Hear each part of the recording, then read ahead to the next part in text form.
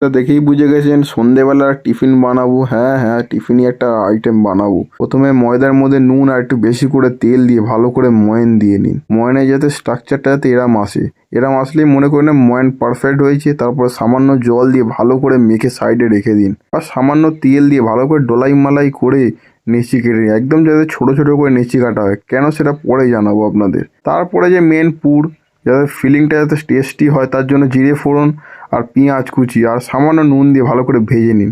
তারপর একটু আলু সেদ্ধ দিয়ে দেবেন, চিলি ফ্লেক্স দিয়ে দেবেন। এবার নাড়াচাড়া করার পর আমাদের একটু ঝালটা কম লেগেছে মনে হয়, তার জন্য একটুখানি বেশি করে একটু লঙ্কার গুঁড়ো দিলাম, একটু ঝাল ঝাল হয়। তারপরে জড়িবুড়ি ছড়িয়ে দিন, কাসুরি মেথি। ভালো করে নাড়াচাড়া হয়ে গেলে পুরটা নামিয়ে নিন।